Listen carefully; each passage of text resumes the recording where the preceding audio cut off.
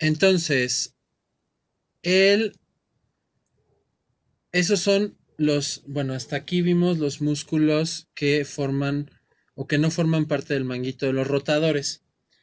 Ya si hablamos de músculos del hombro intrínsecos y que en la subclasificación, o bueno, tóraco-apendiculares posteriores, y que en su subclasificación forman parte del manguito de los rotadores, había mencionado que manguito rotador significa que rodea.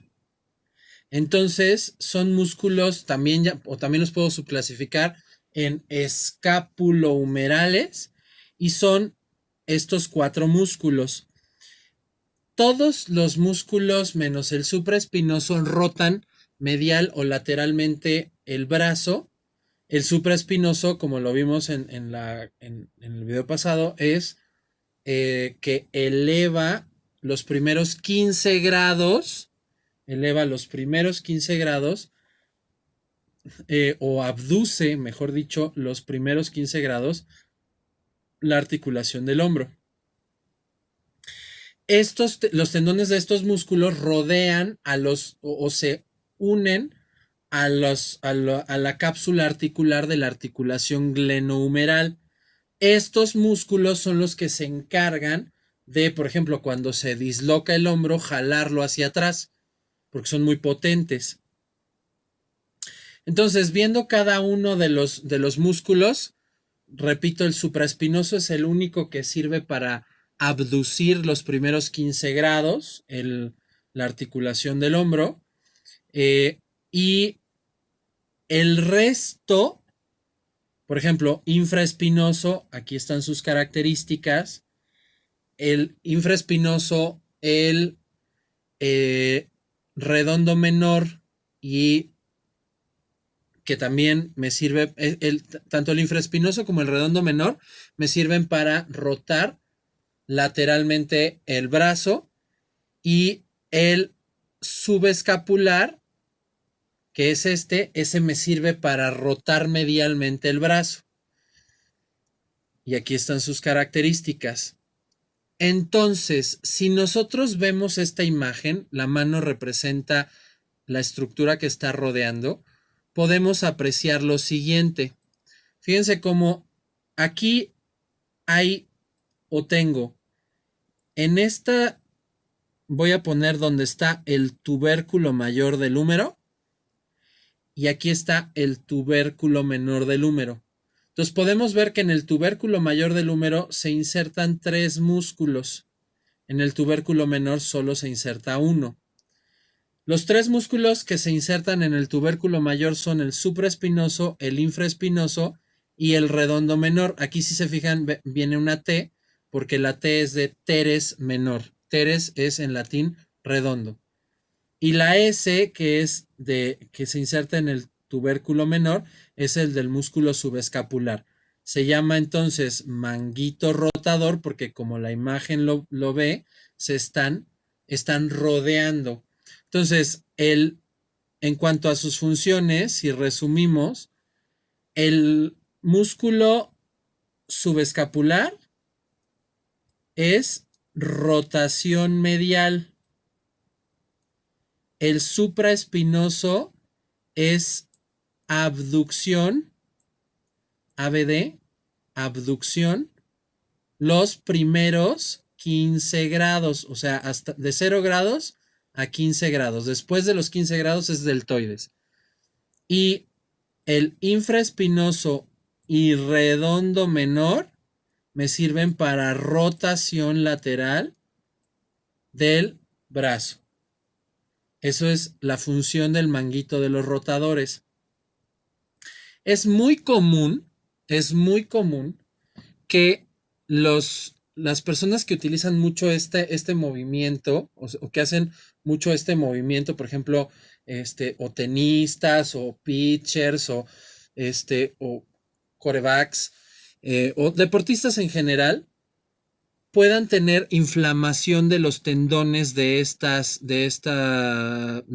músculos del manguito de los rotadores y entonces tengan un pinzamiento de hombro o tengan una inflamación del manguito de los rotadores o bursitis. Recuerden que las bursas son pequeños cojinetes grasos que están entre los tendones. Entonces, por tanto movimiento, por no calentar bien, pueden generar este dolor, esta inflamación en tendones, en las bursas o en la cápsula articular, y entonces requerir hasta inclusive cirugía para corregir esta inflamación y que no presente. El paciente va a llegar a referirte que le duele el hombro. Entonces, por ejemplo, si tú quieres saber qué músculo del manguito de los rotadores es, pues le pides, a ver, abduzca el brazo los primeros 15 grados. Si duele, pues es el supraespinoso. Rote medialmente el brazo, si duele, es el subescapular. Rote lateralmente, pues puede ser el redondo menor o el infraespinoso. Y así es como exploras para saber cuál de los músculos del manguito de los rotadores es el que está inflamado o lesionado. Entonces, si nosotros los vemos ya en cuanto a profundidades, aquí está, en este recuadro, es donde está la articulación glenohumeral, es decir, la articulación del hombro. Todo lo que vaya hacia acá se le va a considerar como músculo intrínseco. Vean cómo, entonces, de superficial a profundo, en cuanto a las profundidades, vean cómo los más superficiales son trapecio, deltoides y dorsal ancho, que cuando los vimos que son parte de en el dorso, que son parte de la capa superficial externa del dorso. Si quito estos, entonces voy a tener a los músculos de la capa superficial internos del dorso, que son el elevador de la escápula, bueno, los que vimos que se relacionan con funciones para el hombro, el romboides menor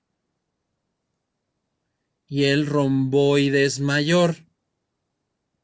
Entonces, todos estos que acabo de mencionar son músculos toracoapendiculares posteriores o músculos escapulohumerales o posteriores o músculos extrínsecos del hombro. Bueno, el romboides mayor y menor no son ni elevador de la escápula, escapulohumerales, son músculos extrínsecos del hombro. Y ahora los intrínsecos del hombro, vean como si están relacionados con esta porción. Ah, bueno, me faltó aquí también acá abajo, el redondo mayor, que tampoco se acerca a la articulación glenohumeral. Y ahora podemos ver cómo en esta zona está el supraespinoso, que va al tubérculo mayor, el infraespinoso, que también va al tubérculo mayor, y vemos cómo está el redondo menor, que también va al tubérculo mayor, y nada más nos faltaría el que está enfrente, que es el subescapular. Entonces, de superficial a profundo, y esa es la clasificación. Vean cómo todos están hacia el borde posterior, y vean cómo en la escápula es un sitio de inserción muscular bastante grande, y por eso cuando el hombro se luxa, se jala hacia atrás, y por eso hay que hacer la maniobra hipocrática para recolocar el hombro en su posición. Si lo vemos desde arriba, esta es una vista posterior, una vista anterior de la escápula, y esto por arriba, podemos apreciar lo siguiente. Podemos apreciar que, primero, todo esto es la región del hombro. Y les dije, la región del hombro está formada por estructuras óseas y estructuras musculares. Eso es lo primero. Lo siguiente es la estructura, lo que forma a la cintura escapular es la clavícula y la escápula. Y eso es lo que mantiene a la extremidad. Y aquí empieza el húmero. Es decir, aquí está la articulación glenohumeral. Todo lo que se acerque aquí a este cuadrado es lo que tiene que ver con o se considera como músculos intrínsecos del hombro. Si ya vemos específicamente manguito de rotador o manguito de los rotadores, si vemos como aquí en esta zona trazo una línea, entonces puedo decir que todos los músculos que queden hacia el frente, por eso no hemos visto pectoral mayor, pectoral menor y cabeza larga del bíceps braquial, subclavio, coraco braquial, son toracoapendiculares anteriores y todos los que están acá atrás son posteriores. Esa es otra manera de clasificarlos. Y ya si vemos específicamente la inserción del manguito de los rotadores, podemos apreciar que el músculo subescapular, que es este, vean cómo se va hacia el tubérculo menor, o sea, está por delante de la escápula. Es decir, en esta vista, vean como en la parte anterior de la escápula viene el músculo subescapular e inserta su tendón en el tubérculo menor que está por aquí. Y luego, si nos vamos hacia la parte posterior, aquí voy a marcar con una línea donde está la porción ósea para dividir en anterior y posterior a la escápula, vistas en una vista superior. Si nos vamos a la parte posterior, vamos a ver cómo aquí está el músculo supraespinoso que se inserta en el tubérculo mayor. Aquí se alcanza a ver, bueno, que aquí está otra vez el supraespinoso. Pasa por debajo de la espina de la escápula, vean cómo aquí su tendón pasa por debajo, se inserta en el tubérculo mayor. Y luego tengo de este otro lado al infraespinoso que también viene a insertarse y que es todo este músculo que está aquí, el infraespinoso, y se llama infraespinoso porque está por debajo de la espina de la escápula. Y aquí podemos apreciar al redondo menor, que también se inserta en el tubérculo mayor del húmero. Aquí alcanzo a ver un poquito del tendón del redondo menor. Y entonces aquí están los 4 músculos que forman al manguito de los rotadores. Para, si este se contrae, rota, si este se contrae, entonces rota medialmente el brazo. Si este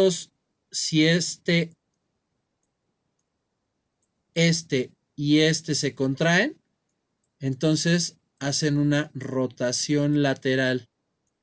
Y si este se contrae, hace una abducción de 0 a 15 grados. Recuerden que después de los 15 grados entra el deltoides y este es rotación medial del brazo.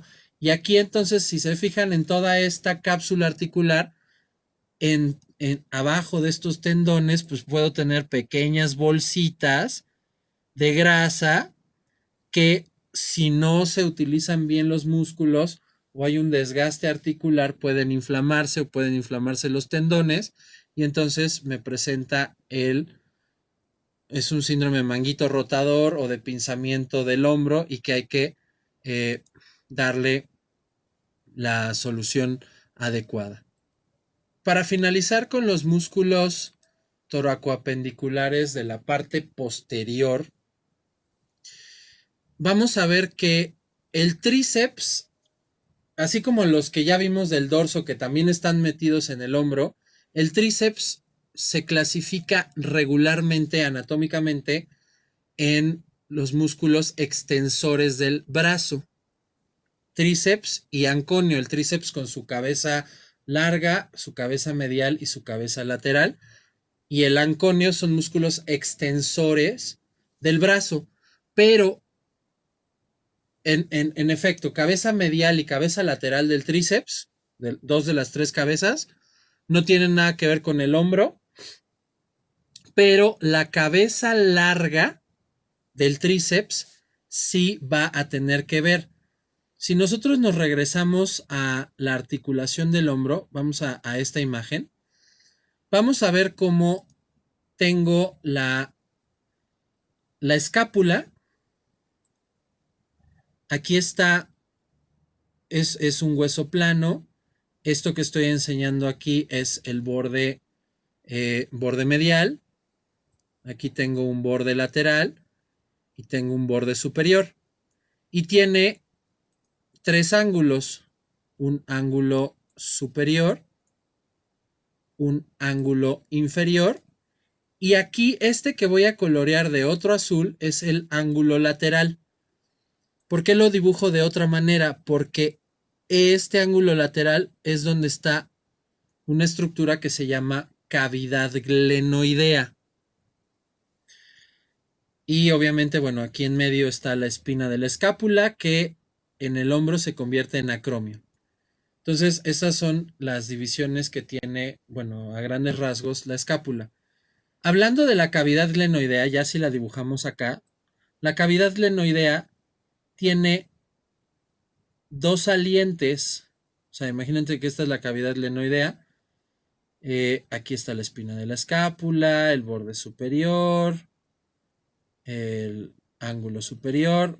Imagínense que esta es la cavidad glenoidea caricaturizada o hecha muy grande. La cavidad glenoidea tiene dos salientes, una arriba y una abajo. Aquí es donde se inserta la cabeza del húmero, o sea, es la articulación glenohumeral o articulación del hombro. Al chipotito, a la saliente que está aquí arriba, se le conoce como tubérculo supraglenoideo. Supra, porque está arriba, glenoideo, cavidad glenoidea. Y el que está acá abajo se llama tubérculo infraglenoideo. Estos dos salientes que tiene la cavidad glenoidea sirven para la inserción que viene de la parte de enfrente, el tendón de la cabeza larga del bíceps braquial. Y el tubérculo infraglenoideo sirve para la inserción del tendón de la cabeza larga del tríceps braquial. Entonces, por eso, como se insertan en la articulación tanto el bíceps como el tríceps, en la lista que vimos al principio, tenemos que el bíceps y el tríceps, con sus cabezas largas, forman parte de los músculos del hombro. Entonces, hablando del tríceps, estoy hablando de esta porción, porque el resto, la cabeza lateral y la cabeza medial, no tienen que ver con la articulación del hombro. Entonces, esos son los músculos. Aquí está la función del músculo. Entonces, si nosotros hacemos una recapitulación de lo que vimos, de todos los músculos que vimos, por eso tenemos esta lista tan larga. Entonces, si se fijan, el tríceps está marcado como cabeza larga y el bíceps, la cabeza larga, es el que está hacia el frente. Entonces, faltan ver de los músculos del hombro los toracoapendiculares que están en la región anterior, que son pectoral mayor, pectoral menor, que si se fijan también son músculos que se vieron en el tórax. El serrato anterior también se vio en el tórax. Y faltarían estos que son ya directamente relacionados con la articulación del hombro.